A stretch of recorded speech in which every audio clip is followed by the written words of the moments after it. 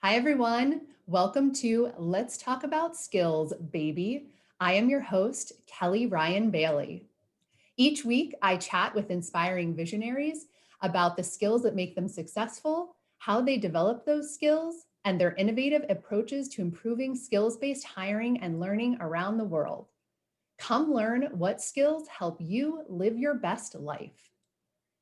This week, I'm joined by Tessy Antony-de Nassau. How are you? Hi, Kelly. I'm well. How are you? I'm doing great, thank you. Thank you so much for joining me today. Thank you for having me. I'm really excited about our conversation. Oh, me too. So let me give a quick little background about Tessie, everybody. Tessie is a social entrepreneur, businesswoman, philanthropist, UN AIDS ambassador, public speaker, activist, medical doctorate and PhD candidate, and a mother of two boys, of course. Tessie is the founder of the global consultancy Finding Butterflies consultancy, which aims to be supporting governments, institutions, and business leaders in impact projects, educational campaigns, women inclusion, and conference attendance and organization. Tessie is also an associate at LSD Ideas at the London School of Economics. Her commitments to education can be seen in her charity, Professors Without Borders, where she holds the title as president and co-founder. They bring top-level educators and global experts to the doorsteps of students worldwide in order to develop talent. You just have so many wonderful accomplishments here, Tessie. I know that you're also an ambassador for UN AIDS, global advocate for young women and adolescent girls, and is a patron to the UNA UK. In the past, Tessie spent 5 years in the Luxembourg military, during which she was deployed in Kosovo as a peacekeeper and only woman of her draft.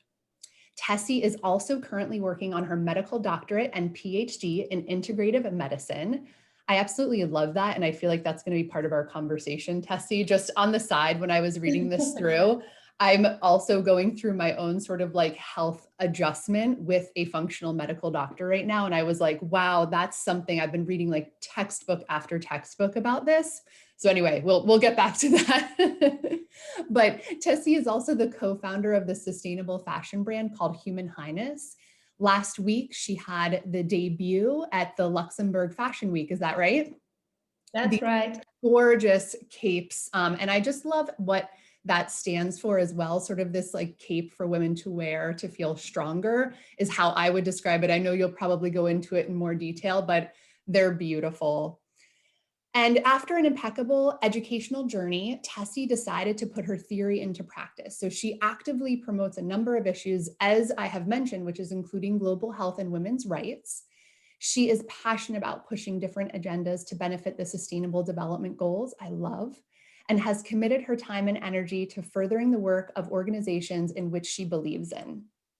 Moreover, she is actively committed to strengthening basic human rights for all and empowering young women and adolescent girls around the world. She got bestowed the Dame Grand Cross of Order of Adolphe of Nassau from HRH Grand Duke Henry of Luxembourg.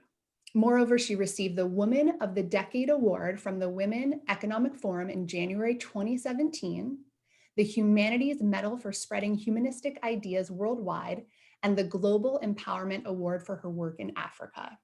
She was also named Leader of the Year in 2019 by the Leadership Academy in Luxembourg. Tessie received her honorary doctorate for her work in and around education globally by the Paris College of Arts in May 2019. She's also been awarded almost 10 other distinctions for her work in education and women empowerment globally. I won't name them all, but I do want to mention the distinctions for 2020, which are Professor Honoris Cause from the Institute, of Brain Chemistry and Human Nutrition in London, and Freedom of the City of London, which, as she just told me, is really quite amazing because you're the first Luxembourgish woman to receive that as well, correct? Yes, that's right. Amazing. Tessie holds an MSc in International Studies and Diplomacy. She has certificates in sustainable business from the Harvard Business School and pandemics and epidemics from the University of California. She also holds a diploma and has actively worked for 8 years as a trauma psychologist in Luxembourg. Currently, Tessie lives in London with her 2 sons, but travels pretty often for work projects, which I can completely appreciate. Yes, well, now with Corona, if we can, right? Traveling is much less, but A still lot different than it was, for sure.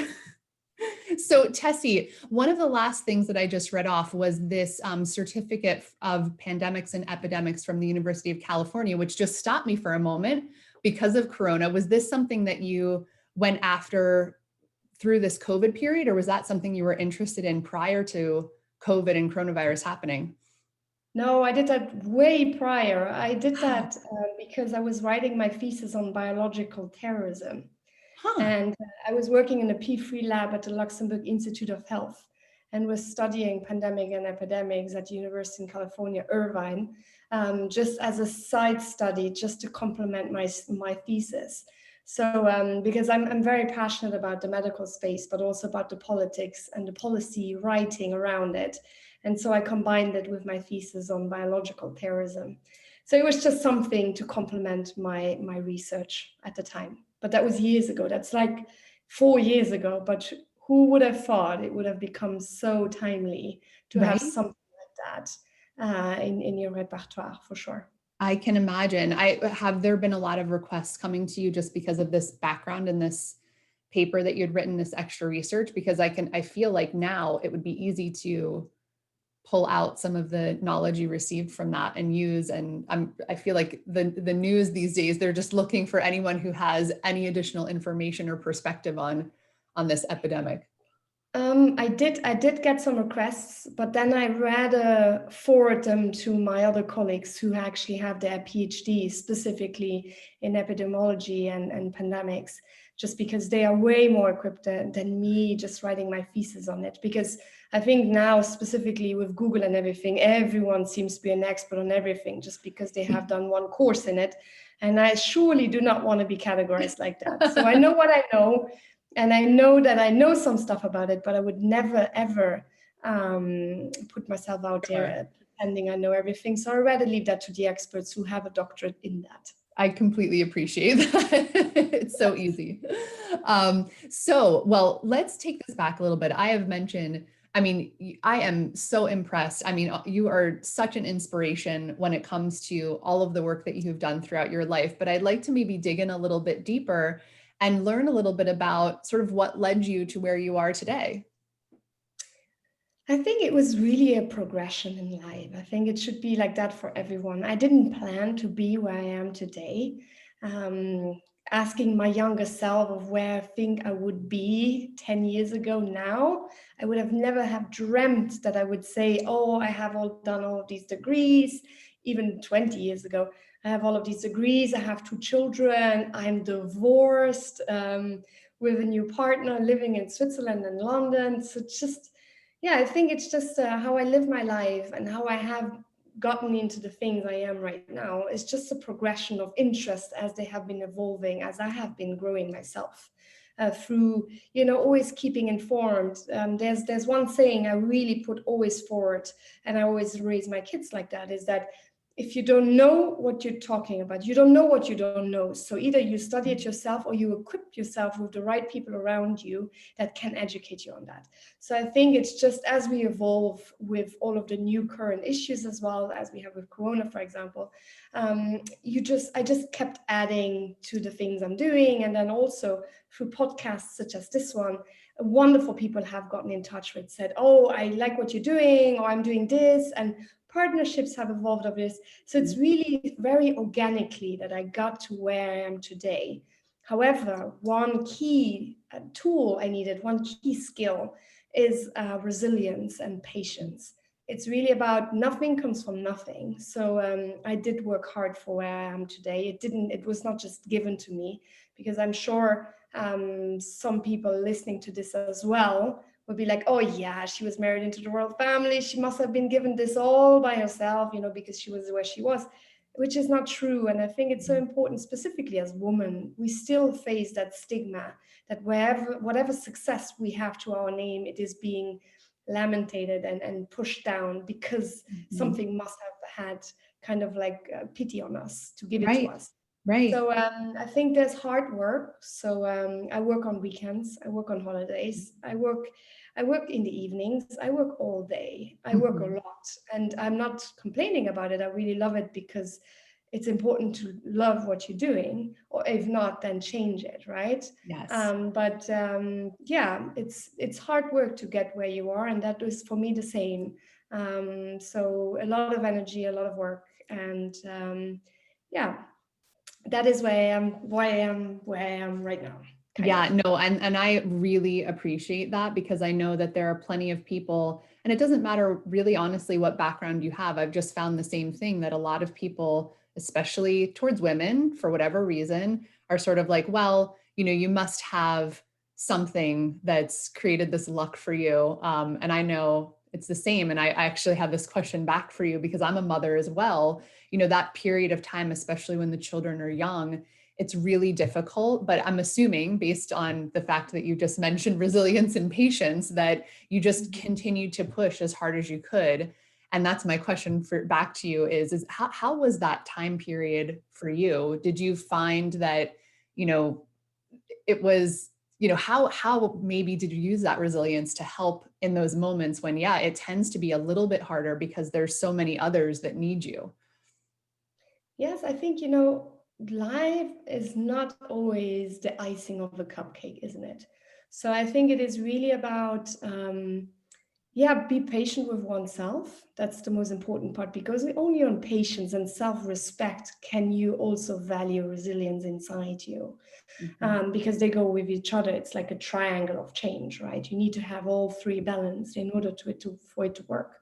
Sure. So with the resilience part, I think is, I do have as well my days where I'm just exhausted and I think, oh my God, I will not succeed, and people don't like this and they don't like me and I'm a bad mom, and all of these doubts, it's absolutely natural for Yeah. everyone. And if you would not have that, then something is wrong. Because if Mhm. someone tells you they don't have that, they're lying, because every Mhm. human being has that. And yeah, it's just you grow the resilience and you feel what works for you, because my resilience and how I build that skill for myself is completely different to you. For example, Kelly, Right. it's like a fingerprint, it's like your earlobe, it's Yes. personalized to you.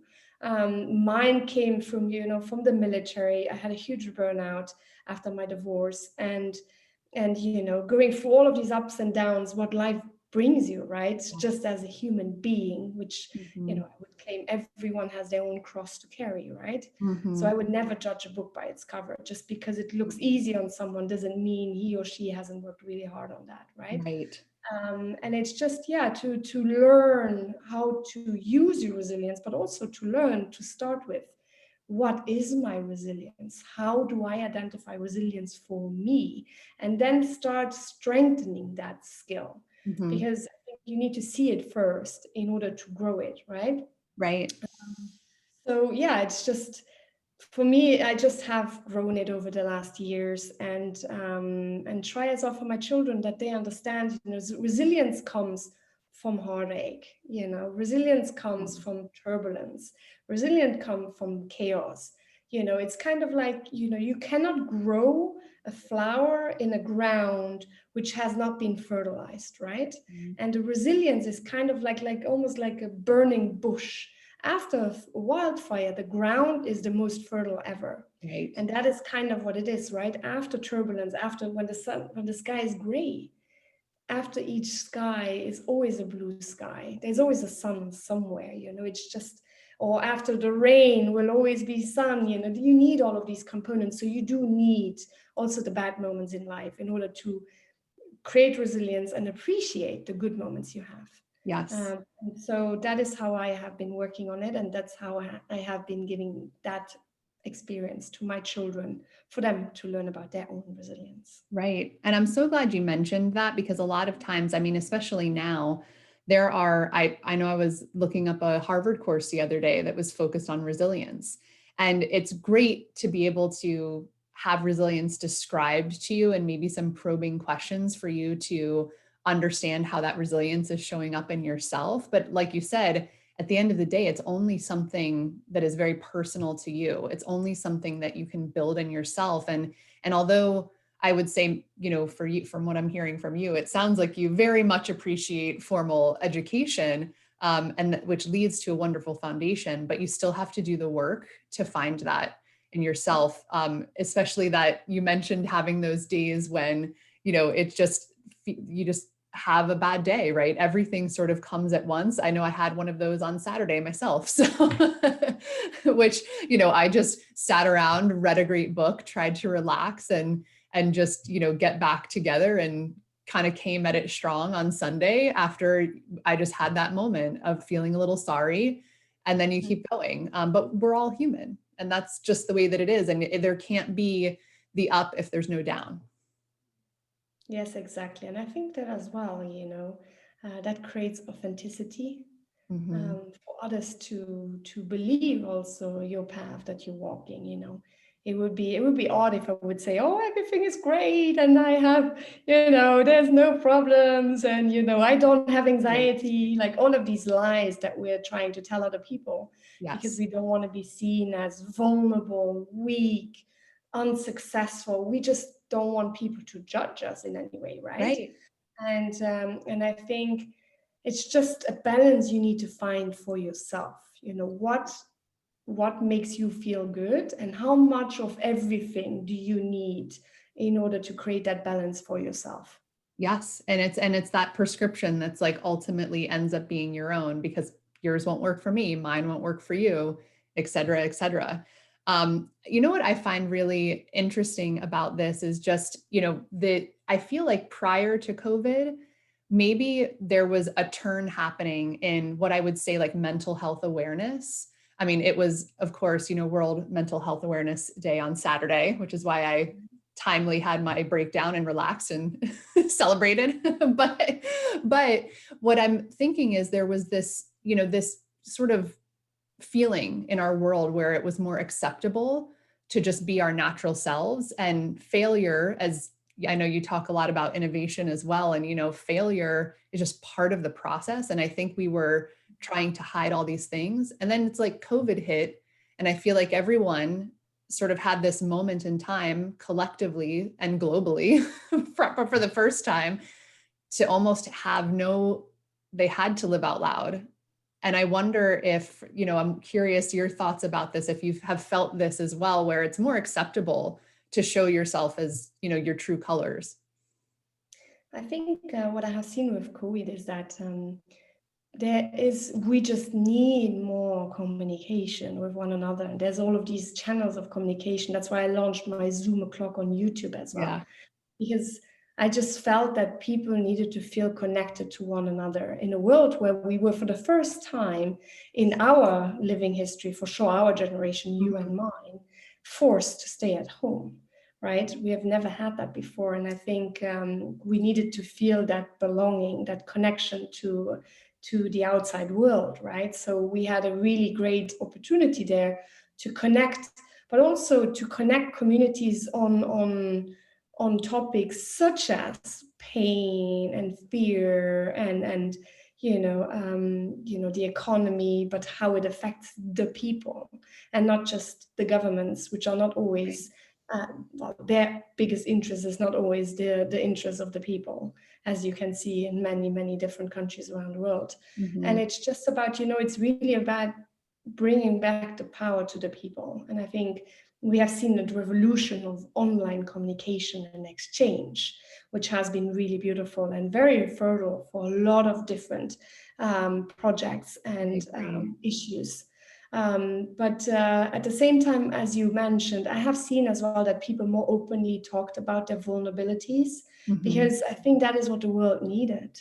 People needed to feel connected and see there's also other people who struggle, but other people who are maybe not that approachable normally, celebrities and royals and government leaders that you would not really see exposed like that. Right. And I think we needed that. I certainly felt inspired by some of the leaders like Michelle Obama and and others who really talked openly about their vulnerability and mental health as well. When Michelle Obama said as well, talked about depression and Yeah. other things. I think it's just so powerful because, yeah, COVID-19 has exposed a lot of these stigmas and has exposed a lot of these illnesses, these silent pandemics we're going through in our societies, which no one wanted to talk about, also domestic violence, right? Oh, All of these things have been laid bare a bit more, which I'm very grateful for, that we finally talk about that more. But at the same time, it has also given the space, sadly, for online bullying and trolling to be much more active as well.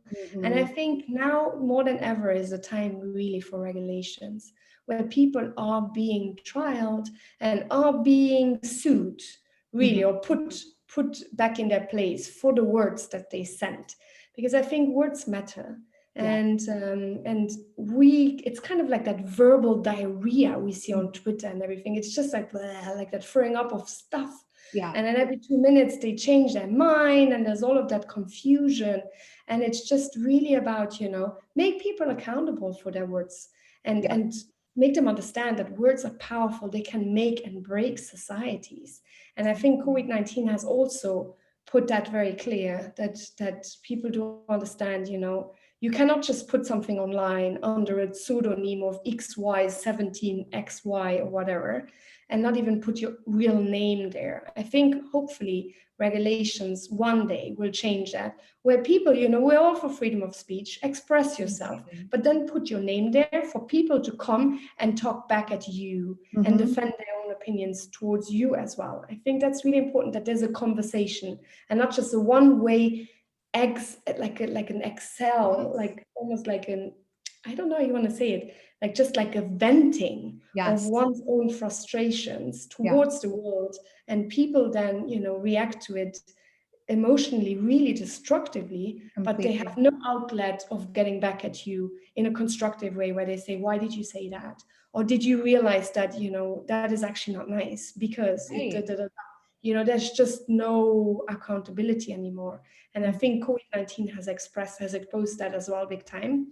And so I advocate for regulations online. And I know that Monica Lewinsky, a dear friend of mine, is also very strong in that space, because she has been the first victim of cyberbullying, hasn't Definitely. I was going to say she must have had a ton of it. Yeah. Yes, and she's still suffering today because of that, and I think to protect our children, me, certainly my teenage every other mom and dad listening to this, we need to collectively as parents as well, with our own skills and our own network and power, push for more regulations for that, because otherwise we're not going to go into the right direction and not using the outcome of this pandemic in the right way to actually create something constructive and sustainable that actually benefits the society as a whole. And the interesting thing I find about people that are expressing themselves this way publicly on the internet is that most often that comes from a place of a mental health issue as well, because that comes from a place of anger. It comes from a place of frustration or whatever other things that might be happening in your life. And, no one wants anyone else to suffer. We all agree with that, but we also don't want to project that onto other people and create additional suffering. I think that's part of the reason, like you said, when you started your Zoom o'clocks, it's part of the reason I started this podcast, was because I was just seeing all around me people that were sad going about their days. And that I just couldn't understand that, because yes, of course, there's hard work. And don't get me wrong, it's, there might have been windows or doors that were opened because of, where I came from, but it doesn't mean that I didn't take those opportunities and do the things that had to be done to create something from that. But, I felt like if we could spread some more kindness and have people see that there are wonderful, like you said, collaborations, partnerships, all of this wonderful chat happening virtually that doesn't have to be negative. I thought, if we could only move that needle just the littlest bit. Yeah, it makes such a difference, If every person on this planet just tries every day for 15 minutes just to be nice, have nice thoughts, say nice things, be constructive, just every day for 15 minutes. And people say, oh yeah, I do that, or that's easy. But actually, the day goes quick. And it's just, to do one good deed a day, which is not in any interest beneficial to yourself, Right. but really just benefits someone else. I think that would make a really big difference, I try it with my boys, and it's really, just to be consciously there for others and not just saying that you are, but just be there. I think Yeah. it would make such a difference for the people around you, and that trickle down effect. We see so many YouTube videos and Instagram reels and all of that, where people show the trickle down, the chain reaction of one nice thing, and Right. how that is down Yes. to do for these people to do other good things. I think that could be definitely, that should be a silent pandemic that I would like to see today. I completely agree. And I think about all of these initiatives and all of this policy work that you're focused on. And imagine if people were to be that way towards one another, how different it would be to get in a room with policymakers and help them, guide them towards something that was more fruitful as opposed to, right? And how much, I just wonder all of this work that you're doing with women's empowerment as well, how different it would be if when we were raised from young people, women and men, right? That men weren't told to hide their feelings, that women were okay to express themselves, that all of the reverse things that we've been taught were just perfectly fine. And it was just the kindness. Exactly. I think it's just a part of how we talk to one another. And as my partner actually said a few days ago, he looked at me and he said, being kind and being nice is a muscle. He said you just need to train it. It might seem a bit silly at the beginning, but it's just something you need to train your brain until it becomes automated. Yes. Because it's not something, sadly, we are in use of all the time, right? No.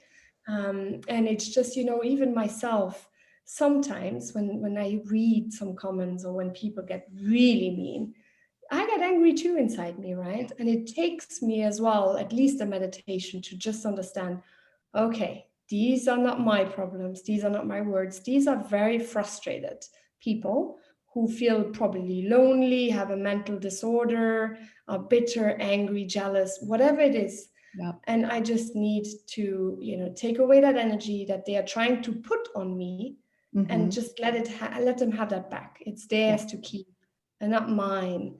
And it's a continuous exercise to not fall into that loop, because it's easy, isn't it? It's so easy talking bad about someone, but it's harder to talk nicely about someone else and keep it up, And so I think, it is really like a muscle you need to train, like you train a muscle for meditation and calmness. Right. And empathy. Some days, you do meditation, and for whatever reason, you just feel like you can't get into that moment of Zen. And I think I do meditation every day as well. And there are just times when it is a practice, right? So there are days that it's just easier than others. And I feel like that's the same way with kindness. There are times, I completely agree. I had a sad falling out with someone earlier in the year. And I, at first, felt the bitterness, right? Felt the anger and then I realized, I was like, actually, it's just me being upset at their reaction, not actually what happened. And I will be sad for that. But if this is like the better case scenario for that person, then but there are moments where it just like strikes up at me that all of a sudden this like anger that I initially felt. And I'm like, no, that's just that one moment. This person is not a bad person. You have to like talk it to yourself, because it's so easy. I think our brains, right? Aren't they naturally just set to keep ourselves safe? And that's just like its natural reaction. Brain, right? The hunter-gathering brain. Yeah. The negativity and the fear, that's what kept us going, right? That's what kept us surviving. Kind of like, do you know that Disney The Croods? Yes, kind of, my kids love that movie. Okay. This is bad. Yes, yeah. But I think, maybe now, also because of COVID-19, we have that kind of like that revolution of communication, but proper communication, because I think also COVID-19 has also triggered a problem with trust between Yeah. states and leaders, you Oh, know. yeah. And I think that's why it's really the power of the people to trust in one another and be Mhm. there for one another and just be kind and yeah, just have that sense of community, my neighbor, you know, we Right. as the weakest link of the society reflects your society, right? And Hmm. you know, I think we have a real opportunity there as the people to make a difference and push our leaders or representatives to do what is best for the community and not just what is best for their pockets and for themselves. Yeah. So a lot of this, I mean, I completely agree with you, and I'm curious how this relates to a lot of the work that you do in policy, because I'm sure this is something that is, over the years, you've just spent so much time with these groups in various countries working with them. Is there something that you're seeing different from like pre-COVID versus after COVID, or is this fear causing difficulty in negotiations? I think the fear, I think it definitely has created some fragmentation. Mhm. We see it as well, you know, just the fact on which country you can travel when, you can need to self-isolate 10 days here, 5 days here, 14 days here. Here you don't need to self-isolate at all if you have a business exception. But, you know, it's just all of these fragmentations. No one shares the same opinion. The European Union is fragmented. Yeah. There's no one thinking about the same thing. And it's true, we have some countries who have more infections than others, and they are benchmarking it on that. Mhm. But then with that as well, you know, Luxembourg has been put on the red list in so many countries because we test more, you Mhm. know. We test around 6,000 to 19,000 people a day. And Wow. it's just, you know, as a small country that we are, compared to neighboring countries then who test like 1,000 or 4,000 people a day, and they have millions of people. We have only 700,000 inhabitants Right. in Luxembourg. Wow. And it's just, you know, yeah, there's some real bad communication, and there's also some stinging, you know, just short-term politics talk Mhm. for their own interests again. And so, yeah, I have seen definitely that there have been some fragmentations, but I have also seen where there have been some countries coming together where they were just saying, okay, this is really a pandemic, a global pandemic. You know, Mhm. it doesn't discriminate by border, it doesn't discriminate by color, it doesn't discriminate by the size of your wallet, you Mhm. know, and it's really about it should vaccination, for example, should benefit everyone. Yes, there's a race towards the vaccine, right? Who gets it first? Right. Which is also a joke. I think they should be working all together. But I hope that, you know, there is some discussions between different leaders, certainly at the European Union. People try to talk to each other, and the leaders, they do meet one another to talk about that issue, and that's good. So let's hope the outcomes come out. I'm obviously not there, so I cannot speak for them. Right. I know what I see in the news, which obviously everyone Absolutely. listening to this knows the same. Mhm. So I don't do predictions because I don't know. But I do hope, as a citizen of this world, and also for my children and my friends and my family, that the things that they discuss are in the interests of everyone and that no one is being left behind. Because also one of my fears is that vaccines have been trialed and have been, you know, Yes. done in the UK and the US and so on. But if you look, you know, they say that as well, some corona strands vary depending on the DNA structure, so the culture, right? Yes. So in Africa, for example, the DNA, it's the same, they call it the HIV/AIDS, the next HIV/AIDS, right? Because Mhm. that one as well, the antiretroviral medicine depends on, you know, which region the HIV/AIDS is, right? Okay. And I think COVID-19 as well has a few different strands, as Mhm. far as I understand. And I hope that the vaccine includes everyone, Right. also people from less developed countries, you know, Mhm. from developing countries, from Africa and from rural India and from, you know, some states in Thailand and South America. I know that South America has been in trials Mhm. included to some extent, but also some more developing countries. I would love to see that too, Yeah. because again, the vaccine should be there for everyone, and Right. if we don't do that, then it's just going to come back, right? Because people Mhm. travel no matter where you're from, and that Right. includes developing countries. Right. So yeah, I hope that our leaders make the right decisions. I know it's a really hard time to make decisions, and a really hard time Mhm. to be a prime minister or a minister of health, and I really commend them already on their work, because they are obviously there for a reason. They have the Right. skill and talent. Do they please everyone? Of course not. You cannot please No. everyone.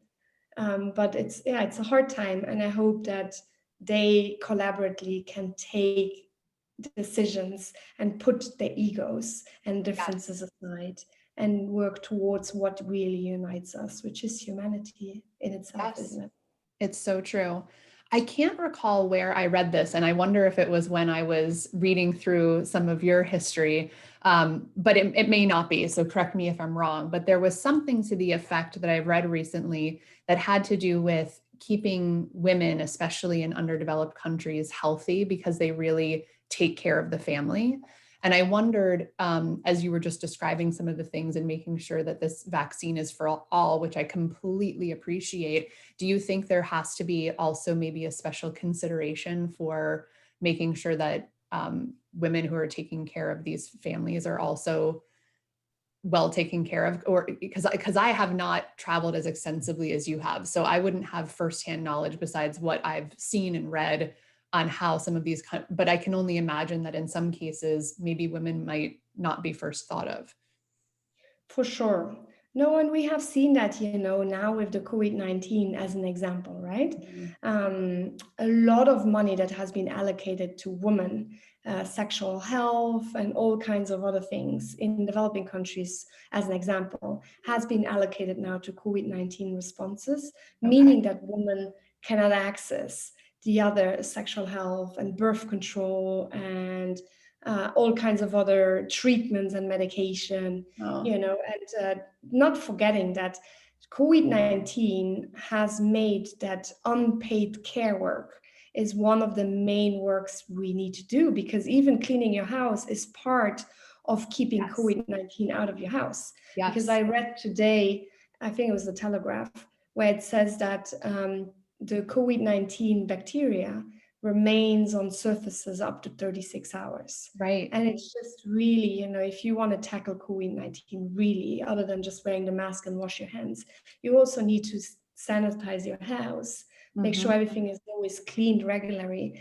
And that job is mostly given to women, isn't it? Yes. Yes. And yeah, also, with the HIV/AIDS pandemic, then going as an example for that as well, with the COVID-19 pandemic as well, people are not able to go to the hospitals to Mhm. get tested. Mhm. The same for cancer, right? In the Yes. UK alone, I think, what was it?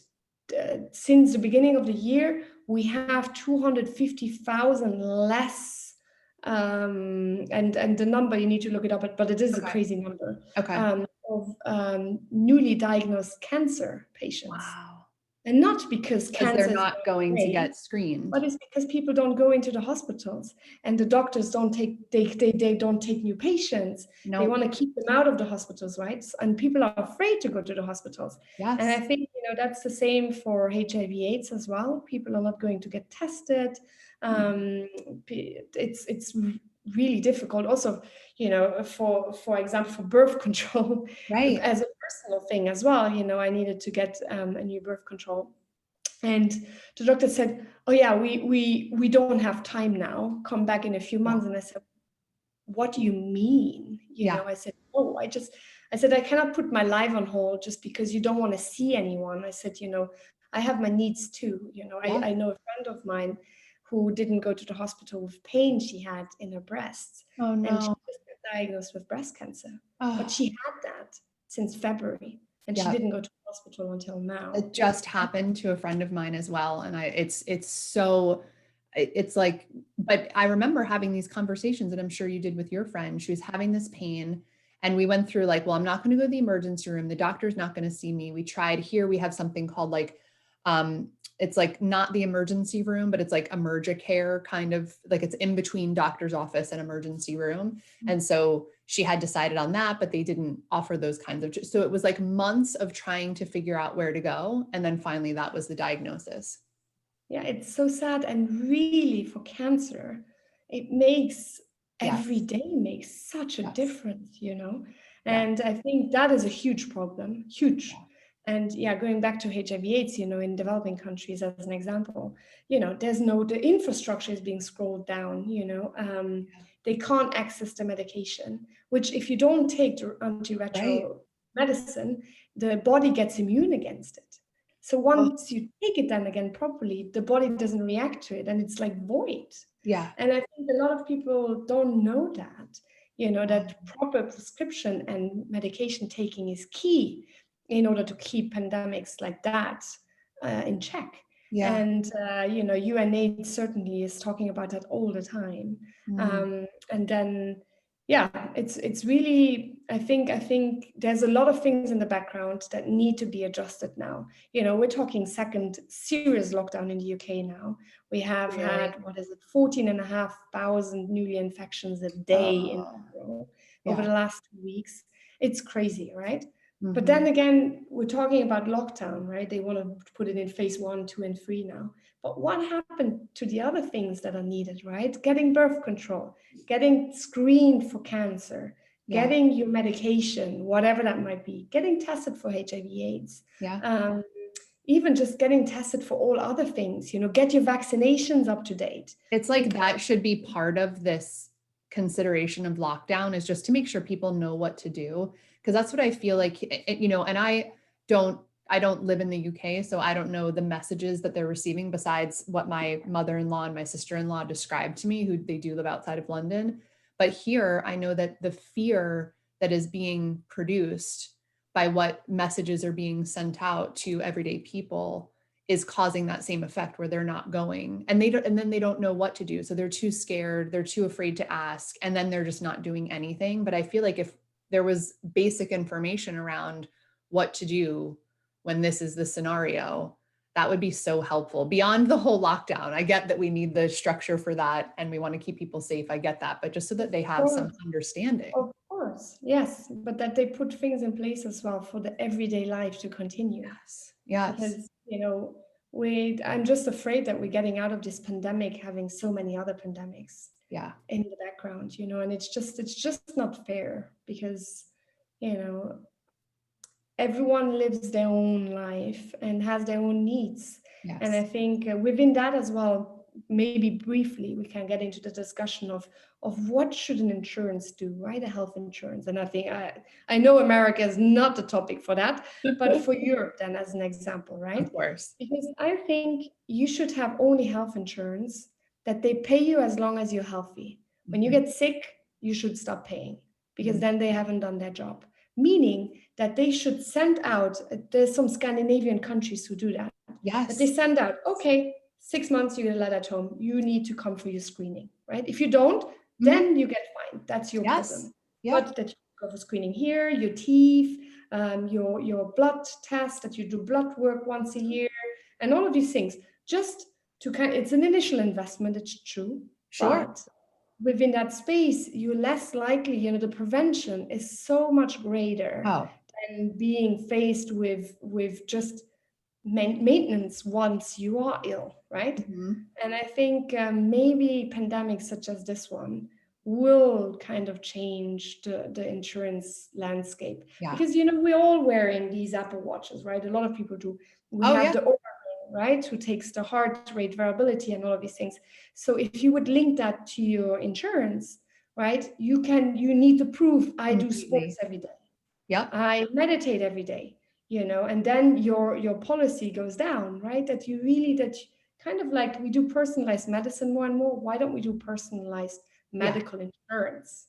You know, Then and this, everyone I treat. totally agree with you. This is so my husband's in insurance here in the US. Well, actually I think his organization might be based in the UK, but we've had this conversation for the last couple of years about this like reform that's needed. And I completely agree because I feel like, I mean, and this may have a little bit to do with the integrative medical degree you're going after right now as well, because that's what I'm learning is that I'm reading the book right now by Dr. Ballenstein, Sarah Ballenstein, I think is her name. And she was sort of like the initial person who described like the autoimmune protocol diet.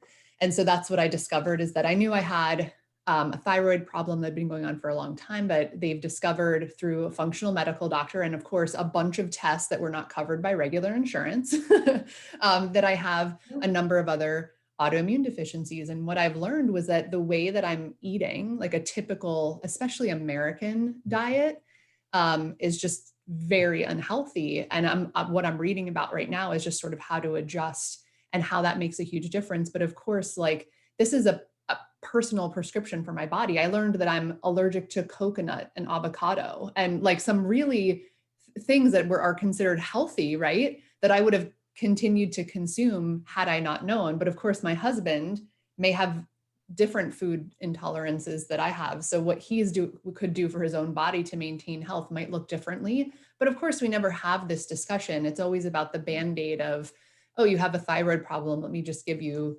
Synthroid and let's call it a day. Yes, exactly. And that's the same with mental health, isn't it? Right. Like stigma still, because I do as well. I talk about it very openly, about mental health, and people always think, when I started talking about it, actually, go back a little bit.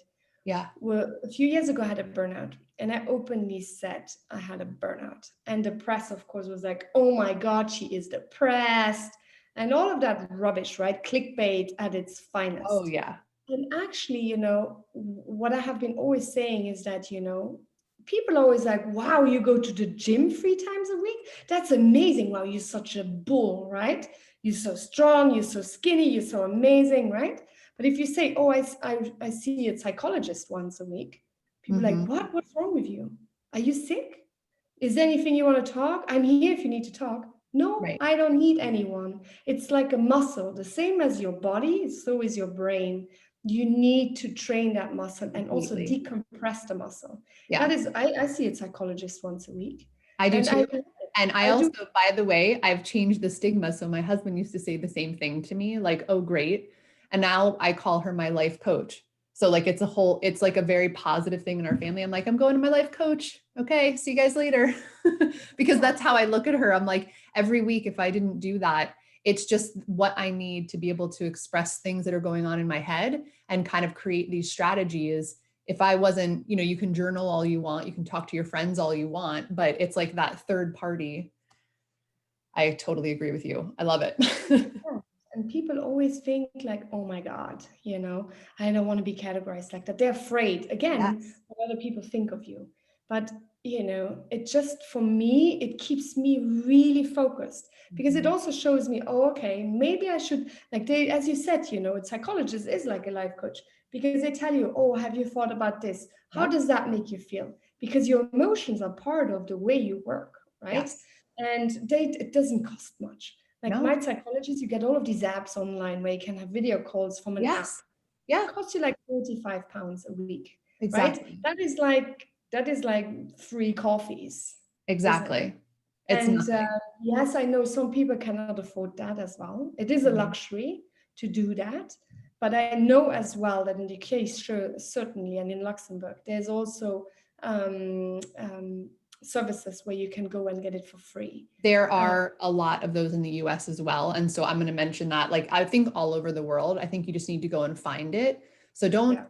I know like you and I can sit here and say, like, I'm making this investment in my physical, emotional, mental health. That's the way that I look at fitness, eating healthy, going to my therapist once a week / life coach. But even if I didn't have the resources to do that, I would actually not stop that whatsoever. I would just figure out how to make it happen. There's so much out there if you just look for it. Yes, and I think also, it's really an investment for yourself because if your brain, like when I had a burnout, right? I did Yeah. RTMS therapy, which is kind of like a magnetic coil they put on your brain. Oh, And I've had something with like they did it in my hands. yes, it's really interesting, right? But what I've learned is, I learned what crook system the mental health system already is. There's a lot of people who want to take a lot of money from you. And I think it should be available for everyone as a normal Yes. thing. as Yeah. going to the dentist every 6 months. Right. That should be included in your insurance plan. Potentially That you are childcare. I'll just throw that out there. exactly. Yeah. But at the same time, I remember my doctor telling me, because I was still working hard, like every day, the kids, the household, everything, while I had the burnout at the beginning of my divorce. And the doctor, one day he came to me and he said, Tessie, let me ask you. He said, when you break your leg, what do you do? I said, you don't walk. He's like, okay. When you have a problem with your lungs, what can't you do? Sports. Okay. He says, when your brain is broken, what do you do? I was like, he says, you stay at home and stop thinking and just relax. He said, I cannot believe that you're still doing all this. And that is, I think, also a stigma, that Yes. we just think, and that goes with the resilience, what I learned for myself. I think it's just, and I know some people listening to this know exactly what I'm talking about, that you just can't be vulnerable and you can't be seen as having struggle or anxiety or depression or whatever it is. And they rather take Lexotan and Xanax and Prozac and all of these other things to cover it up than really going to the base and actually working on it. And it's hard to work on it. Again, it's not easy. Yep. And it took years to balance my whole body because I was really broken. And because of sadness and so on, right? But it's just, that people really take that time.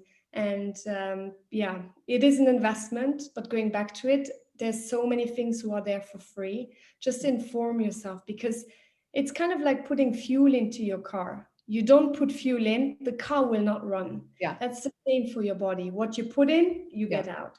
And that means it's so funny you say that, because one of my favorite quotes is like, what kind of gasoline would you put in a Ferrari?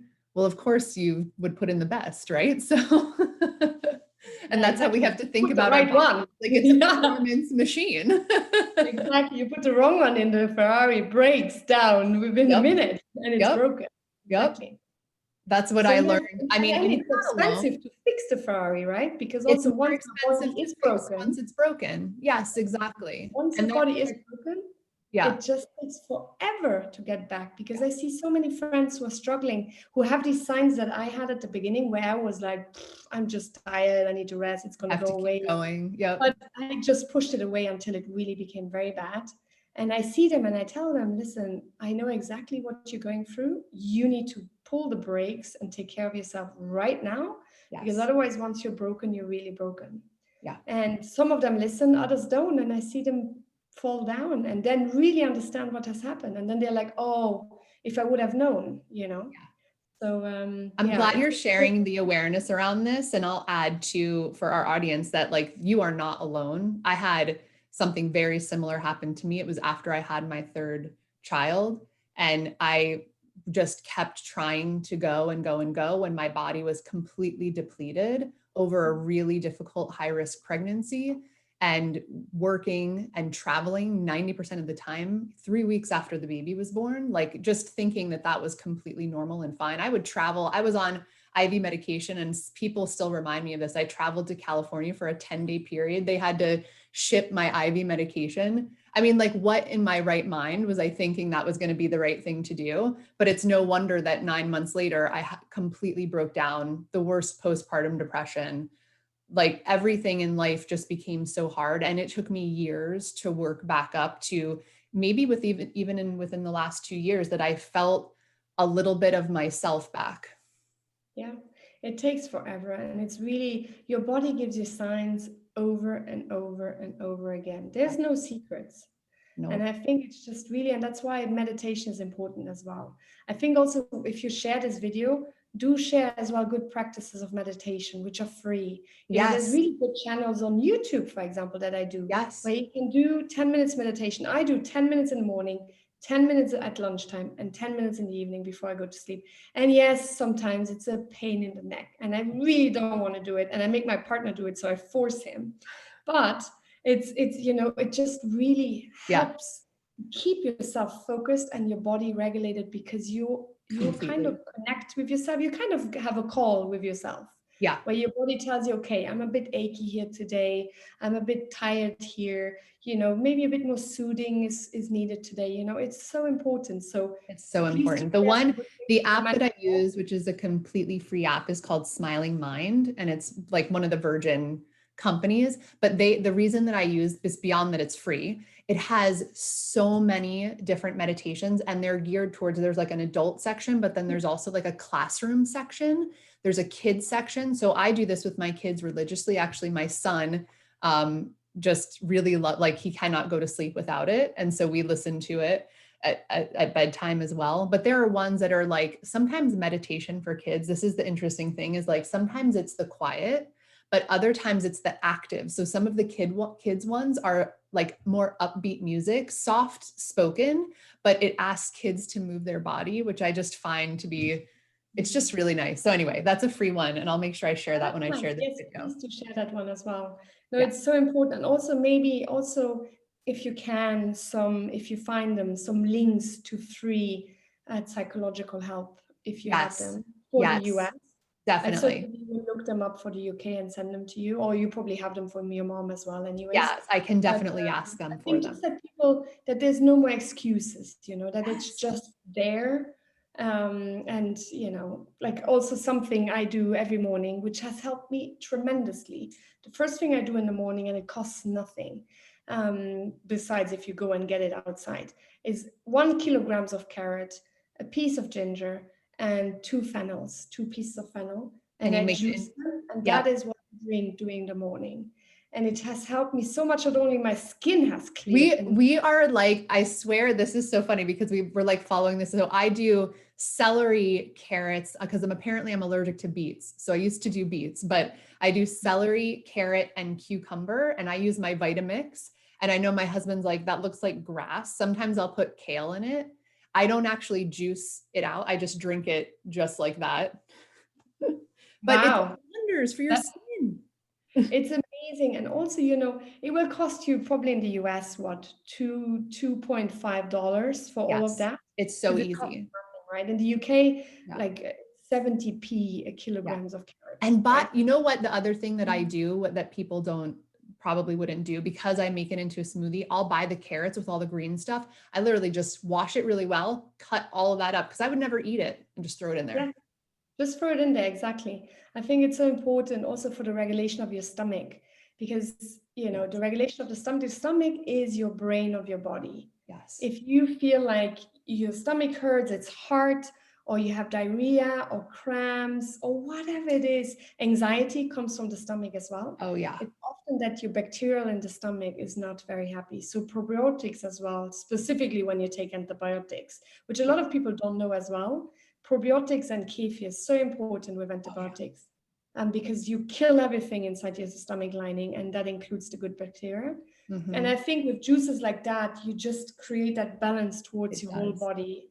And, it just keeps you really, really healthy. So definitely that Yeah. as well. And I can share some of my mixes if you want. Yes. You can do yours. So it's Yeah. really, this podcast becomes like the well-being podcast. I know, Um, right? But you know what is funny about this is that when I talk about skills, the first thing that I think of, like the foundation for my life skills, is those micro habits every day that keep me level. Because for people like you and I, and again, this has what we just described happening in our lives, like our burnout. This is like everyone has this happen at some point, unless you read the signs. And yeah.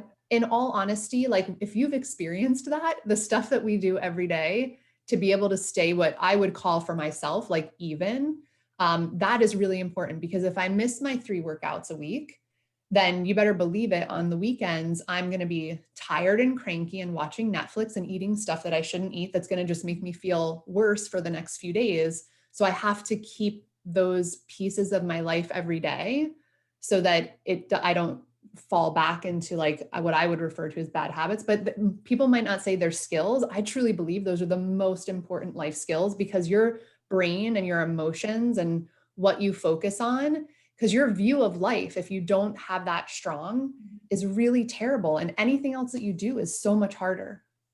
But the thing is also what is important to say is that every new habit takes 21 days Mm-hmm. to become a habit. So if you're listening and you want to do that, don't just do it for 7 days and then say, I did it, didn't work.